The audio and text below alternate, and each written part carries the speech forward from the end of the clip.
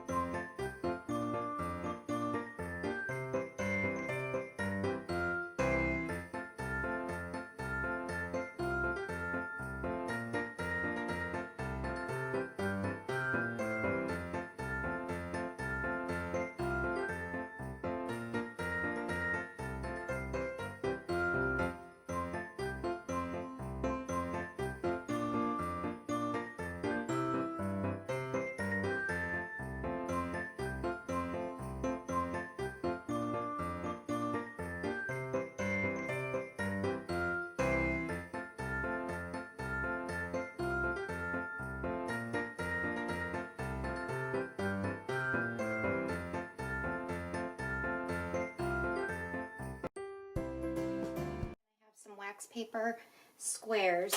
I put the white in. This is a 104 rose tip. I have a green leaf tip to do leaves at the end. I have, this is a Wilton 2D for the green, and then I have a Wilton 366. It's a leaf tip, but I'm going to use it to make some poinsettias, hopefully.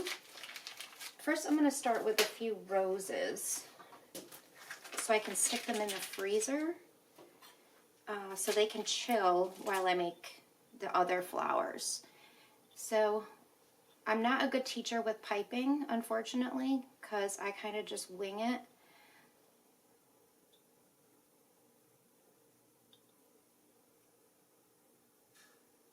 This is still a little soft, but I had to get moving with it.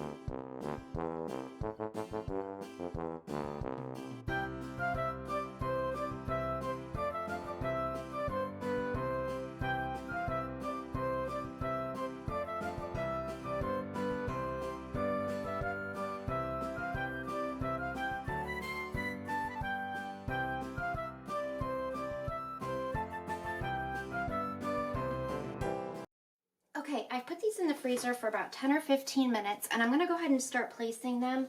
I need to work quickly because they haven't been in there very long, but I can't wait any longer or the sun is going to go down.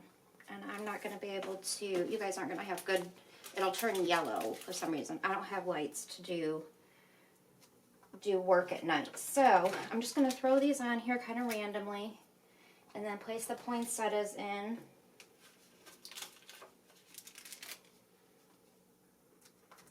And then I'll pipe around them a little bit.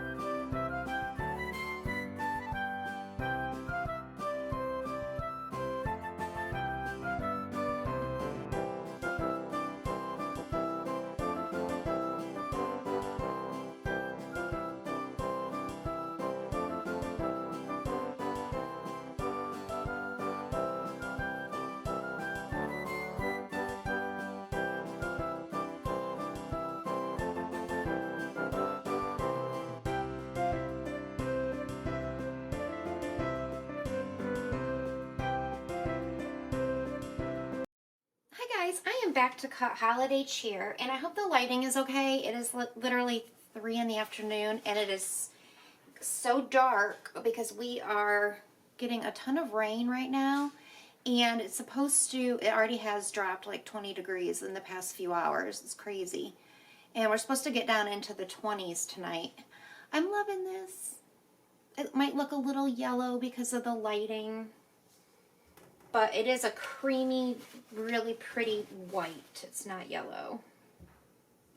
I'm gonna do real quick. I already cut the outside logs. So I just want to clean any soap that might have gotten stuck here. Okay. This smells so good. I love it. I was really happy with how the poinsettias turned out. It was my first time even trying them, so I thought they turned out okay.